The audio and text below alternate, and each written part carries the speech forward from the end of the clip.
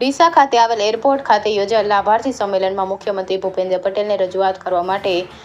જતા ખેડૂતોની અટકાયત કરવામાં આવી। પ્રાપ્ત વિગતો અનુસાર ઉત્તર ગુજરાતના બનાસકાંઠા જિલ્લાના ડીસા એરપોર્ટ ખાતે વડાપ્રધાન નરેન્દ્ર મોદીના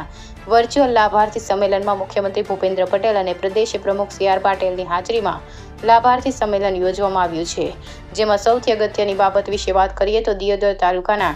જસાલી ગામના ખેડૂત આગેવાન અમરાભાઈ ચૌધરી અને અન્ય બીજા ખેડૂતોની દિયોદર પોલીસ દ્વારા અટકાયત કરવામાં આવી હતી। જેમાં સૌથી અગત્યની વાત કરીએ તો ખેડૂત આગેવાન અમરાભાઈ ચૌધરીએ જણાવ્યું હતું કે હું અમારા ખેડૂતો માટે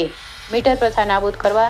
દરેક ગામોમાં તળાવમાં વહેલી તકે પાણી ભરવામાં આવે, ખેતી પાકોમાં વ્યાપક પ્રમાણમાં નુકસાન થયું હોય તો સરકાર દ્વારા યોગ્ય રીતે વળતર આપે તેવી આશા સાથે જય જવાન જય કિસાનના નારા લગાવ્યા હતા અને પોતાનું નિવેદન આપ્યું હતું। જોકે થોડા દિવસ પહેલા જ દિયોદર, કાંકરેજ અને ભાભર તાલુકાના ખેડૂતોને વીજ કંપની દ્વારા દંડ ફટકાર્યો છે, ત્યારે હવે ખેડૂતો આકરા પાણીએ જોવા મળ્યા હતા, જેમાં પોલીસે બાજ નજર રાખી છે। ભારતીય જનતા પાર્ટીના કાર્યક્રમ અંતર્ગત કોઈપણ પ્રકારની ખલેલ પહોંચે નહીં એ માટે ખેડૂતોને વિરોધ કરતા પહેલા જ અટકાયત કરવામાં આવી હતી।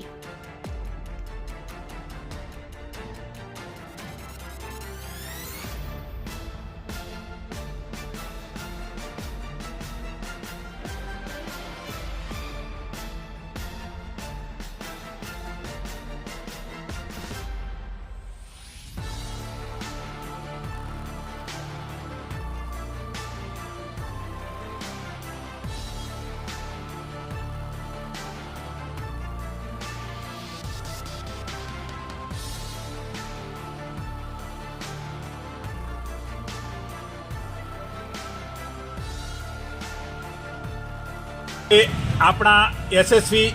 મુખ્યમંત્રી સાહેબ ડીસા આવતા હતા, એના અનુસંધાને અમે ખેડૂતો વતી રજૂઆત કરવાના હતા કે અત્યારે બે નીતિઓ ચાલી રહી છે ખેડૂતોને મીટર પ્રથા અને હોર્સ પાવર ઉપર, એના અનુસંધાને મીટર હટાવવા માટે એક રજૂઆત કરવાની હતી અને બીજી કે આપણા વિસ્તારની અંદર તમામ ગામોની અંદર તળાવો સુધી પાણી તાત્કાલિક પહોંચે એની રજૂઆત કરવાની હતી અને બીજું કે ભારતમાલા રોડના જે ખેડૂતોએ અસરગ્રસ્તમાં ગયેલા છે તેમને આજ સુધી વળતર આપેલો નથી, એના અનુસંધાને પણ અમે રજૂઆત કરવાના હતા અને ગૌશાળાઓમાં, પાંજરાપોળોમાં જે અત્યારે